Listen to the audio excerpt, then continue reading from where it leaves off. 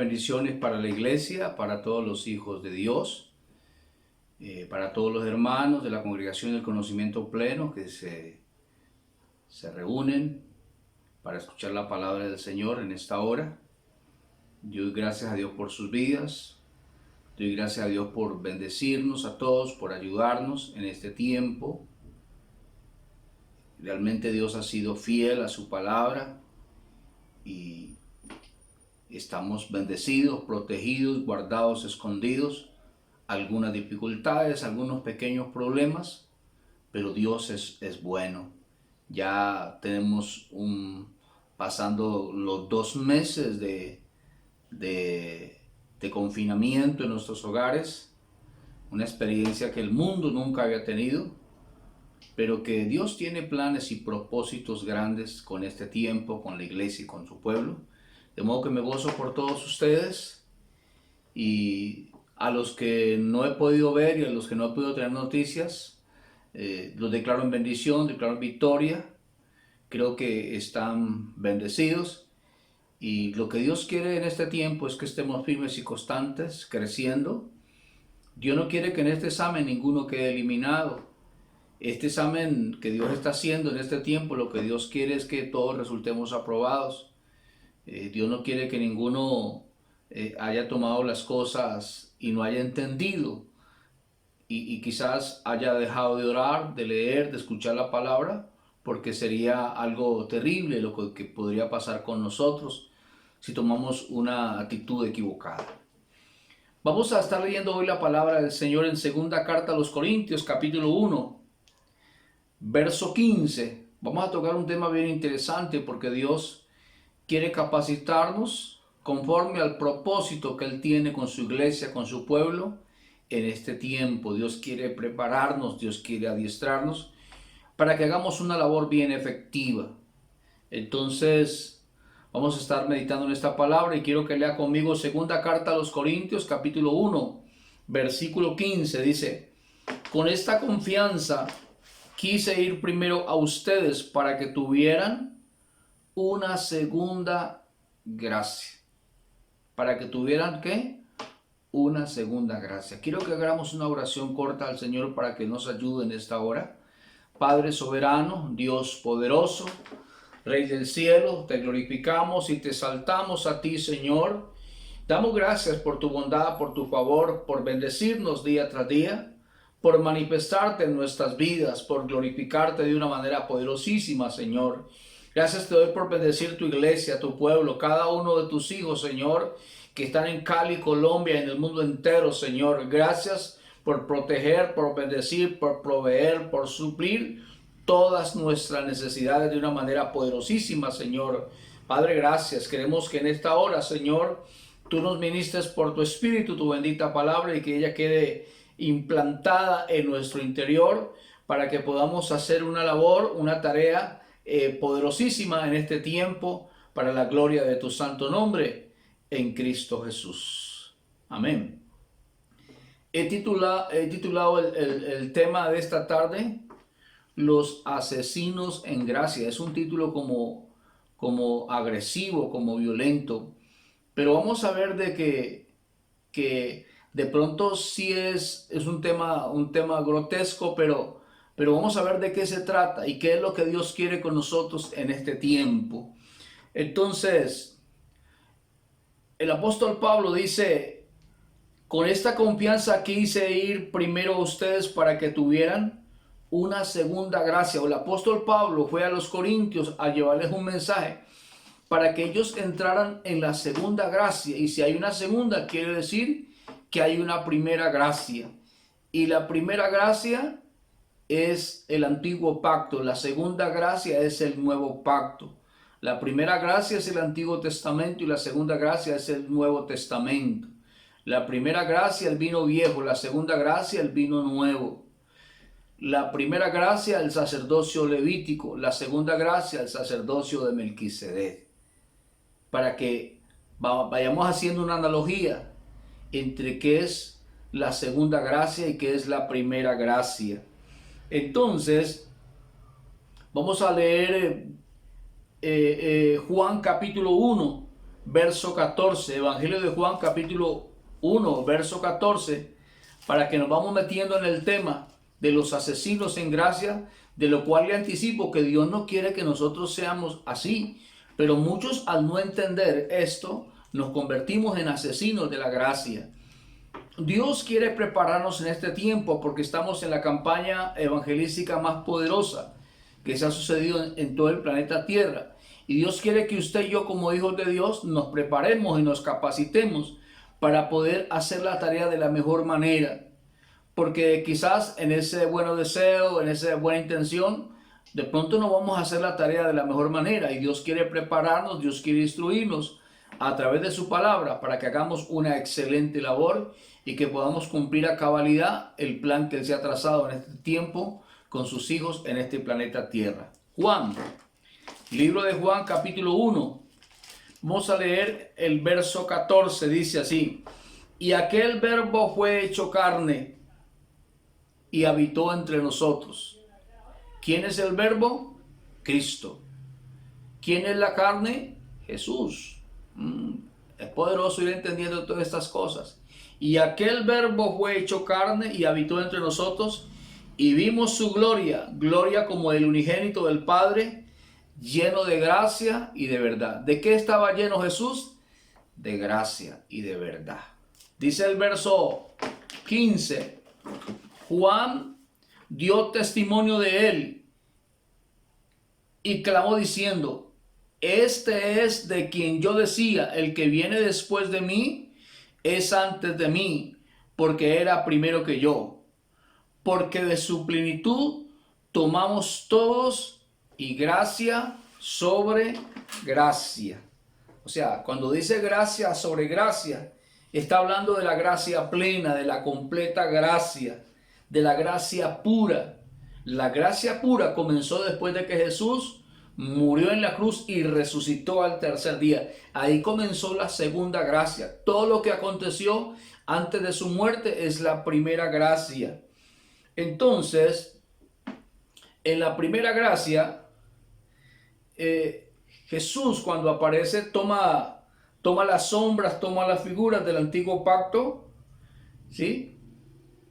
En estas figuras, en estas sombras fue donde el Cristo glorioso se escondió, y Jesús toma todas estas figuras, todas estas sombras, para meternos en la segunda gracia y para meternos en el Cristo real, en el Cristo original, como dice Hebreos 9:11, pero estando ya presente Cristo. O sea, que en esta segunda gracia, Cristo ya no está escondido, sino que ahora Él está revelado, está manifestado al mundo. El problema es que pocos lo conocen y pocos lo entienden, y como pocos lo conocen y lo entienden, pues le cuesta mucho trabajo a la iglesia vivir a Cristo. Entonces, Dios quiere que lo veamos en esta segunda gracia, ¿sí? Y cuando uno lo puede ver en la segunda gracia, entonces lo va a poder ver en la primera gracia. Entonces, cuando leamos la Biblia, vamos a ver a Cristo desde Génesis 1:1 hasta Apocalipsis 22. Porque al no conocer esto, al no entender este tema, entonces uno solamente ve a Jesús por los evangelistas y ve a Cristo por las cartas de Pablo, de Pedro y de Juan.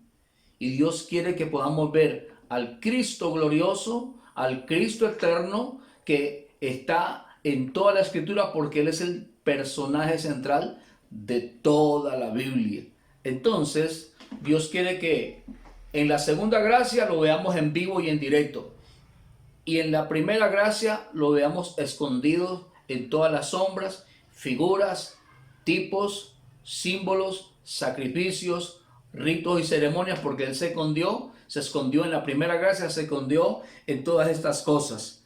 Entonces, cuando nosotros podemos tener claro estos conceptos, que hay una primera gracia y hay una segunda gracia, entonces no vamos a tener problema con la Biblia. Hoy en día tenemos muchas Biblias, muchas versiones de Biblias, ¿sí? Hay muchas traducciones, pero cuando nosotros entendemos un panorama general de Cristo en las Escrituras, entonces aunque algunas tengan errores de tradición, no vamos a tener problemas, ¿sí? No vamos a tener inconvenientes, porque ya tenemos la esencia del mensaje, y la esencia del mensaje desde Génesis hasta Apocalipsis se llama Jesucristo, que en la primera gracia estuvo escondido y en la segunda está revelado. Entonces vamos a ir metiéndonos un poquitico en el tema de los asesinos de la gracia, pero vamos primeramente a hacer una introducción, y quiero que lea conmigo Hebreos 10, Hebreos capítulo 10. Vamos a leer Hebreos 10, verso 8. Carta a los Hebreos capítulo 10, verso 8, para que vayamos teniendo claridad en el tema. Dice así,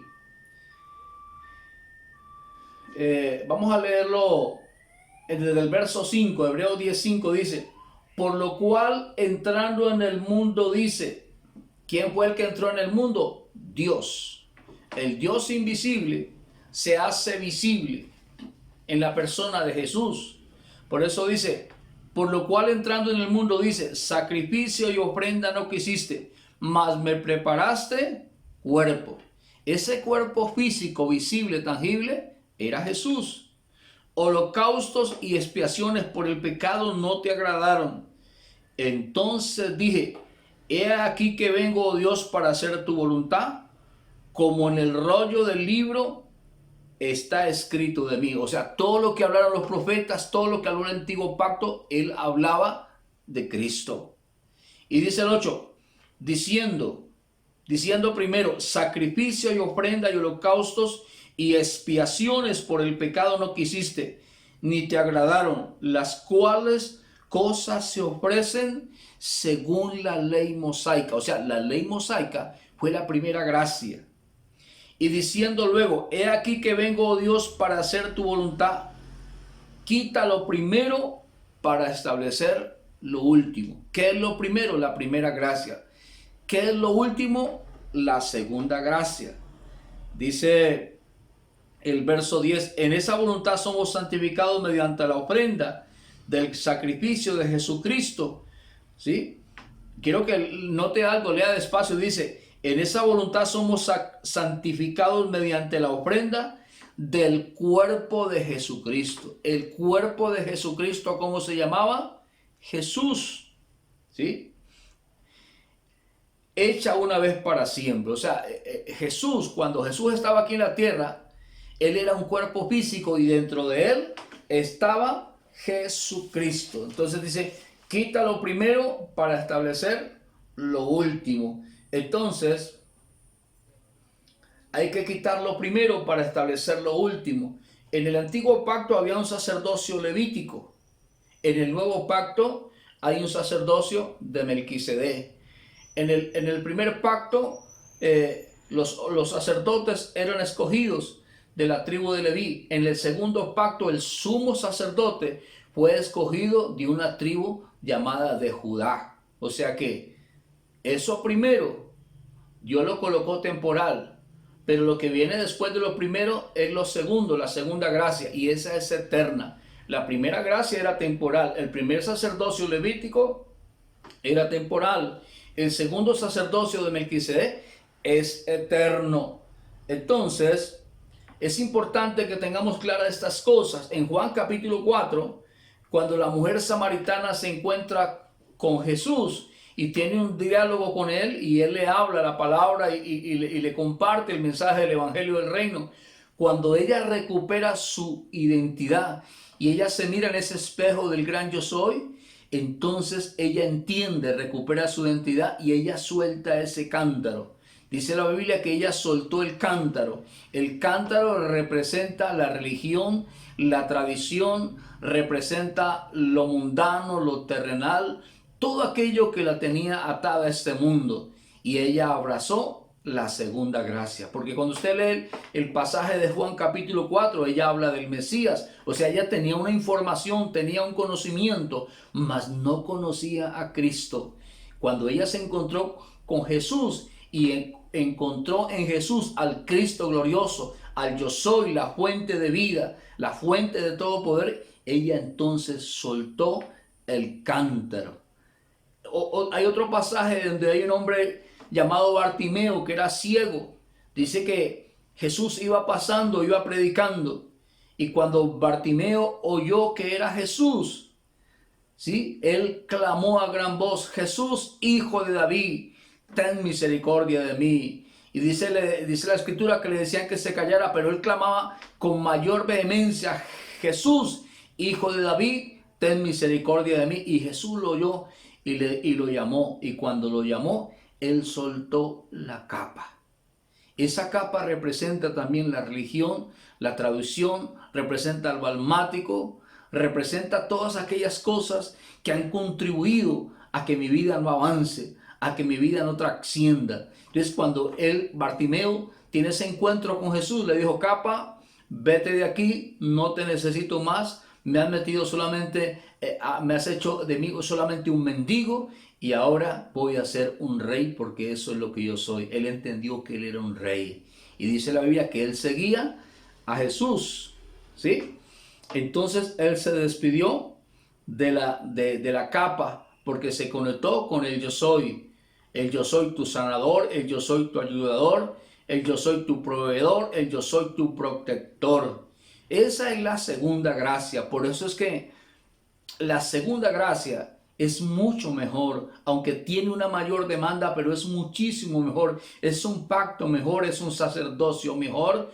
Todo es mejor porque este es espiritual. La primera gracia era física y la segunda gracia es espiritual. Entonces, en este tiempo que estamos viviendo, siglo XXI, la gran mayoría de la iglesia está caminando todavía en la primera gracia. Y por eso la mayoría de la iglesia del mundo entero practica ritos, ceremonias, símbolos, figuras, sacrificios, porque no ha habido claridad.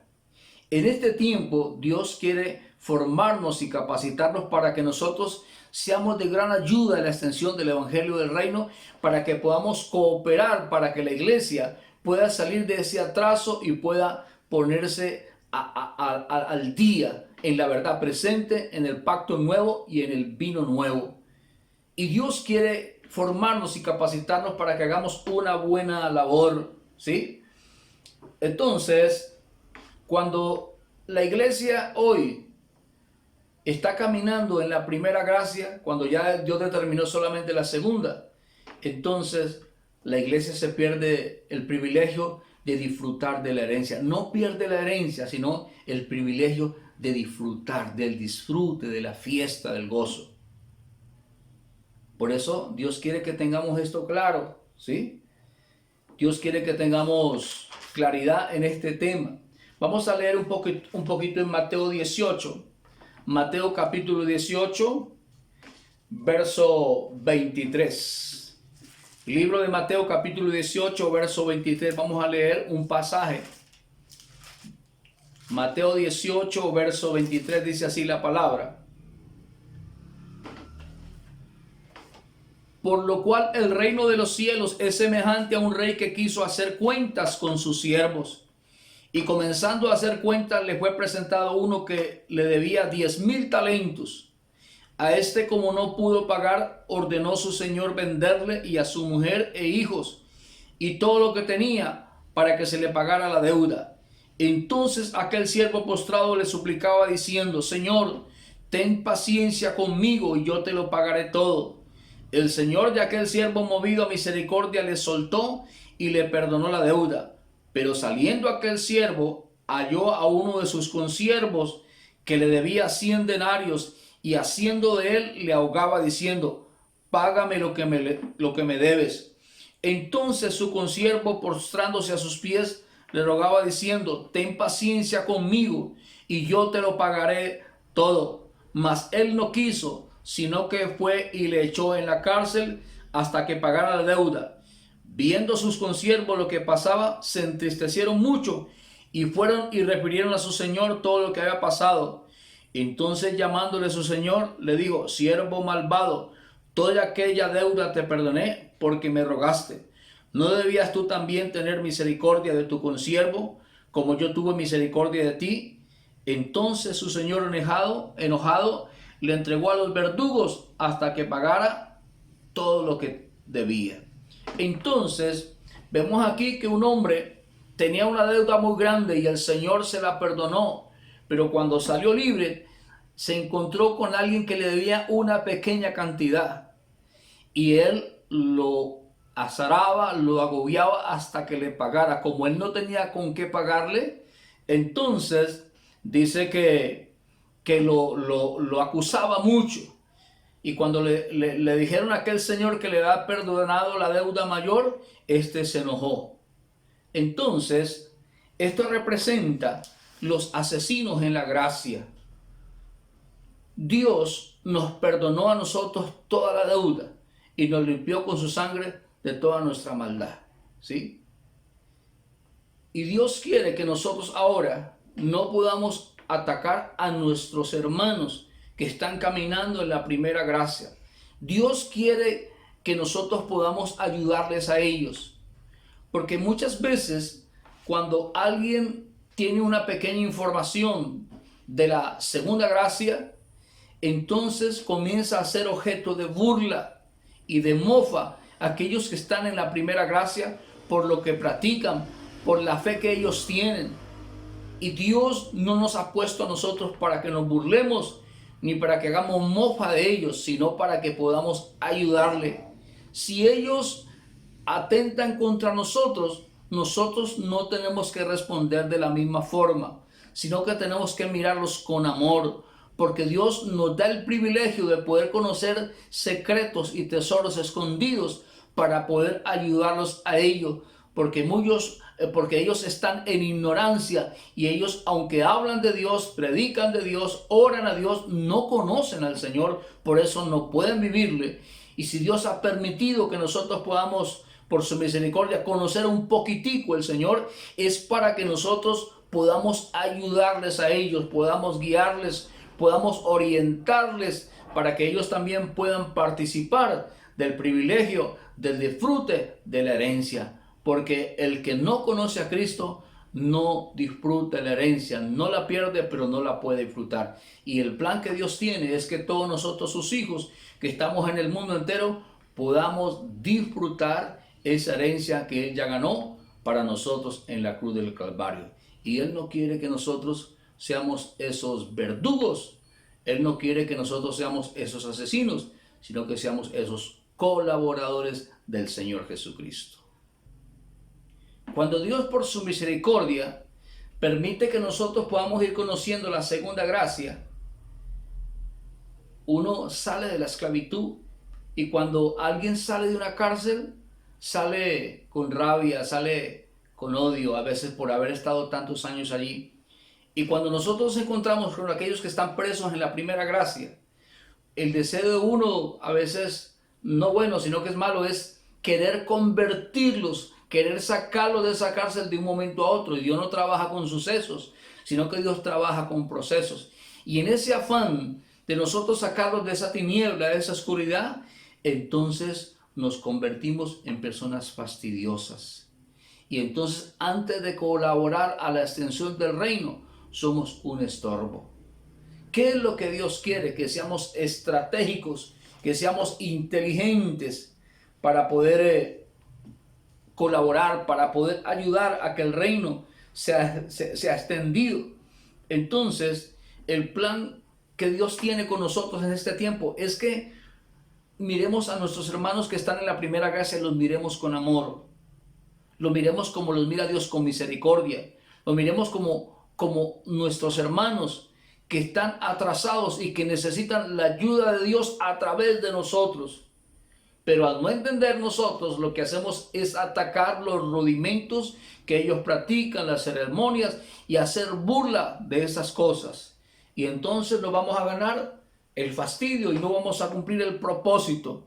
Entonces, cuando yo como ministro de la gracia, de la segunda gracia, ataco a mis hermanos, no soy competente, ¿sí? No soy eficaz, no soy un colaborador. Entonces, lo que Dios quiere en este tiempo es que nosotros, en vez de atacar, presentemos el fundamento, presentemos la palabra, presentemos el verbo, presentemos a Cristo como el fundamento. Cuando nosotros presentamos a Cristo, mire, Cuando Jesús le presentó a Cristo a la samaritana, ella soltó el cántaro. Cuando Jesús le presentó a Cristo a Bartimeo, él soltó la capa. Cuando Jesús le presentó a Cristo a Zaqueo, él dijo, yo devuelvo todo. No hubo necesidad de que alguien le dijera a la samaritana que soltara el cántaro. A Bartimeo, él solito soltó la capa. Zaqueo, él solito dijo, yo devuelvo 4 veces lo que he robado. Pero si nosotros atacamos las prácticas que tienen hoy nuestros hermanos que están en la primera gracia, nos vamos a ganar el menosprecio, el fastidio, y entonces vamos a ser asesinos de la gracia. Y Dios quiere que seamos colaboradores de Dios. Vamos a leer Hebreos 6:1. Dios quiere que seamos útiles, que seamos efectivos. Dios quiere que seamos eficaces. ¿Por qué? Porque la mayoría de la iglesia en este tiempo está operando solamente en la primera gracia. Y los que Dios nos está enseñando doble tricas porque todavía no sabemos nada, Dios quiere que seamos competentes, sabios, entendidos, que utilicemos el talento que Dios nos ha dado para poder ayudarles a ellos. No para atacarlos, no para envenenarlos, no para armar una contienda, sino que podamos compartir con ellos el plan divino y lo que Dios quiere. Hebreos capítulo 6, verso 1 dice, por tanto, dejando ya los rudimentos de la doctrina de Cristo, vamos adelante a la perfección, no echando otra vez el fundamento del arrepentimiento de obras muertas, de la fe en Dios, de la doctrina de bautismo, de la imposición de manos, de la resurrección de los muertos y del juicio eterno. Y dice el verso 3, quiero que mire algo bien importante, y esto haremos si Dios en verdad lo permite. ¿Sí? Esto haremos si Dios en verdad lo permite. ¿Por qué si Dios lo permite? Porque la obsesión de muchos de nosotros es atacar a los hermanos, es hacer burla, hacer mofa de ellos, ¿sí? Cuando yo ataco el rudimento y no presento a Cristo como fundamento, yo no estoy preparado. Dios no me va a usar, porque Dios no me envió a atacar, sino a edificar, a compartir el mensaje, a llevar el mensaje de las buenas noticias, a llevar el mensaje del amor. Segunda a los Corintios 3, dice el apóstol Pablo, en segunda carta a los Corintios capítulo 3, dice segunda carta a los Corintios capítulo 3, verso 12, dice así la palabra. Así que teniendo tal esperanza, usamos de mucha franqueza, y no como Moisés, que ponía un velo sobre su rostro para que los hijos de Israel no fijaran la vista en el fin de aquello que había de ser abolido. ¿Qué era lo que tenía que ser abolido? La primera gracia. Dice el verso 14, pero el entendimiento de ellos se embotó, porque hasta el día de hoy, cuando leen el antiguo pacto, les queda el mismo velo no descubierto, el cual por Cristo es quitado. Entonces Dios quiere que tengamos algo claro, que el velo de la primera gracia, el único que lo quita es Cristo cuando se revela en los hijos de Él. Y uno quiere quitarles el velo, uno quiere pasarlos al otro lado en un día. Y el revelar a Cristo es un acto soberano del Rey, no es un acto soberano de nosotros. ¿Sí? Siga leyendo conmigo el verso 15. Y aún hasta el día de hoy, cuando se lee a Moisés, el velo está puesto sobre el corazón de ellos. Pero cuando se conviertan al Señor, el velo se quitará. Dice que cuando se conviertan al Señor, el velo que coloca la primera gracia, el velo es algo que no permite ver a Cristo. Es algo que no permite ver a Cristo que está escondido en los símbolos, en las figuras, en las ceremonias y en los ritos. Yo celebré muchos ritos, pero cuando Dios me quitó el velo, porque Él fue el que me lo quitó, entonces yo pude ver a Cristo en esos ritos y ahora lo puedo ver por toda la Escritura. Entonces Dios no quiere que ataquemos a aquellos hermanos que están allá atrasados, sino que les ayudemos. Porque el velo, ¿quién lo va a quitar?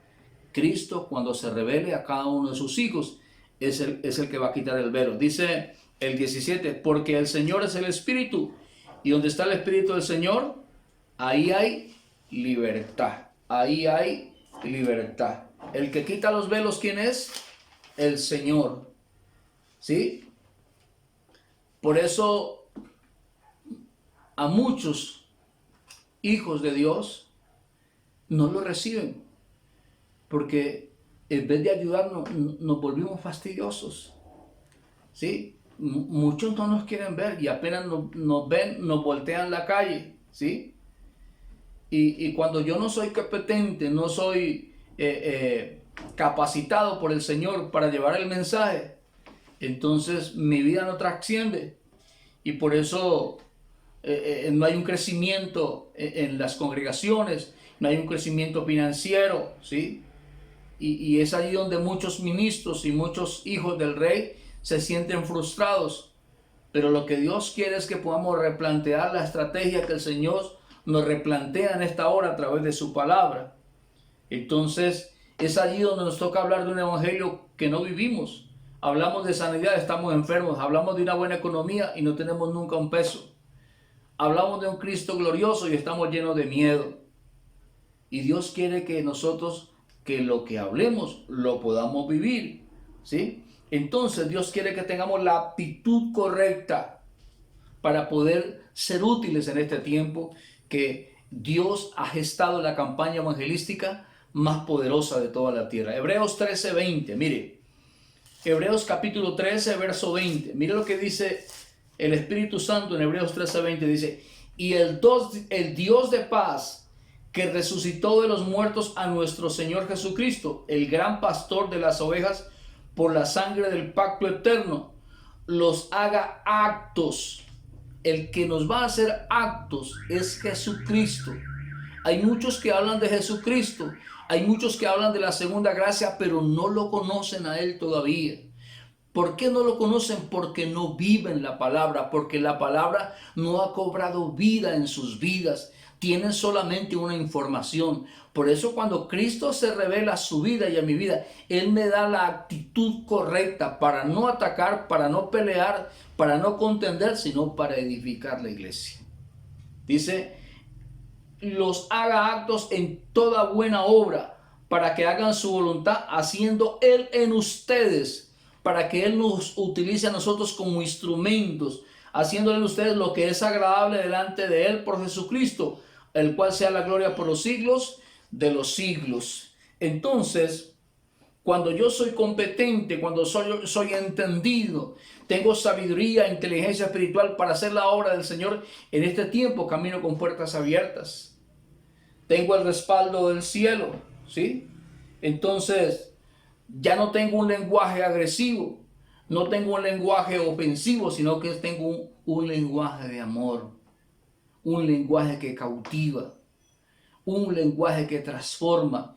Ese fue el lenguaje que utilizó Jesús con Zaqueo, con la samaritana, con Bartimeo, con el gadareno. Él los pasó de la primera gracia a la segunda gracia. Y Dios quiere que nosotros podamos desarrollar nuestro llamado. Si nosotros tomamos una actitud agresiva, pues nos vamos a ganar el fastidio de todos los hermanos. Pero si somos competentes, sabios y entendidos, nos van a invitar, nos van a llamar, nos van a apetecer y Dios nos va a usar. Y vamos a ser instrumentos en las manos del Señor. Esta tormenta que estamos pasando del COVID-19, Dios quiere que nosotros califiquemos para ser instrumentos poderosos en su obra en este tiempo que está viviendo la iglesia, que está viviendo el mundo entero. Y Dios quiere que seamos competentes, sabios y entendidos para que caminemos con la aprobación del Señor para hacer la tarea de Mateo 28:19. Predicar el evangelio a toda criatura, bautizándolos con la palabra, con el mensaje, sumergiéndolos en los ríos de vida. Mucha iglesia que está operando en la segunda gracia camina con cielos cerrados. Porque aunque el Señor abrió los cielos se han cerrado para muchos. ¿Por qué? Porque todavía no conocen al Señor Jesucristo. Y entonces dice Deuteronomio 28:23 que los cielos se hacen de bronce y la tierra de hierro.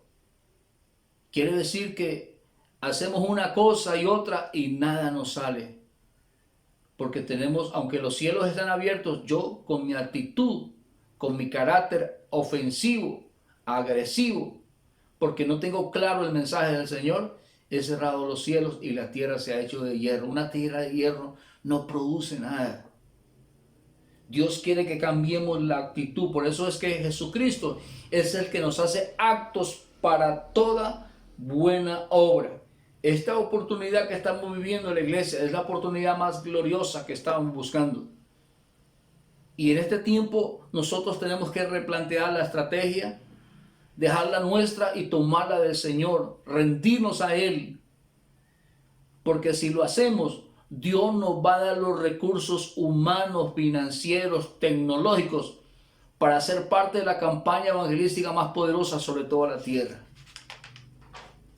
Y Dios quiere que usted y yo podamos ser instrumentos en esta generación.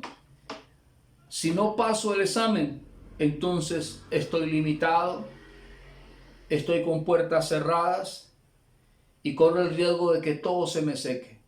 Si estoy entendido, si soy competente, si soy diestro, preparado, capacitado por el Espíritu Santo, entonces esta gracia que Dios me da, esta segunda gracia, no voy a atacar, sino que voy a edificar la iglesia. Voy a llevar el mensaje con amor. Voy a llevar un mensaje de restauración. El mensaje que utilizó Jesús con la mujer adúltera en Juan 8 fue una gracia restauradora. Cuando todos se fueron, todos los que la acusaban, Él le dijo, ni yo mismo te condeno. Vete y no peques más. La segunda gracia Dios la ha traído a su vida y a mi vida para restauración nuestra y para ayudar a restaurar muchas vidas, muchas familias, muchas personas, muchos hijos de Dios que aún no conocen al Cristo glorioso. Quiero que hagamos una oración al Rey para que Él nos prepare y nos capacite para que seamos efectivos en este tiempo tan poderoso que estamos viviendo, la campaña evangelística a nivel mundial más poderosa sobre todo el planeta Tierra para recoger la cosecha más poderosa que nunca antes se haya cogido. Por eso Dios está apretando, pero nosotros jugamos un papel clave, porque si atacamos y utilizamos un lenguaje agresivo, ofensivo, pues Dios va a utilizar a aquel que esté capacitado. Oremos para que Dios nos ayude a ser parte vital de su obra en esta generación. Padre eterno, Dios poderoso, Rey de los cielos, gracias por tu bondad y por tu amor y por tu misericordia. Gracias porque nos permites conocer tu bendita palabra y esta segunda gracia, Señor. Padre, permítenos entender, Señor, nuestra labor, Señor, nuestra actitud en este tiempo, Señor, donde tú estás trayendo la campaña evangelística más poderosa sobre toda la tierra, Señor. Padre Santo, que tú nos guíes y que tú nos diriges, Señor, y que cambies nuestra estrategia, Señor, y que podamos usar la tuya, Señor, Padre Santo, para que muchos hijos tuyos que están en la cárcel de la primera gracia puedan pasar a la segunda gracia y reciban el disfrute de la herencia más poderosa, Señor. Que tanto ellos como nosotros podamos disfrutar de algo glorioso que tú ya ganaste para nosotros, Señor. Que todos podamos salir de la mendicidad, del estancamiento, Señor, y que podamos vivir una fiesta gloriosa en medio de esta situación difícil para el mundo, pero para nosotros un tiempo oportuno, un tiempo agradable de extender el reino de los cielos, Señor. Yo declaro que tu palabra obra hoy en todos nosotros, Señor, y que tú nos usas de una manera poderosísima, Señor, y que quitas todo veneno en nuestra lengua, Señor, y colocas un lenguaje apacible, Señor, y colocas gracia, Señor, en nosotros, gracia pura, gracia sobre gracia, Señor, para que cuando abramos la boca no seamos nosotros, sino que seas tú el que hablas a todos tus hijos, para que todos disfrutemos la fiesta más poderosa, para la gloria de tu santo nombre, en Cristo Jesús. Muchísimas bendiciones, muchos éxitos para todos y seguimos adelante en esta formación, en esta situación que estamos viviendo con las manos en alto, bendecidos y en victoria.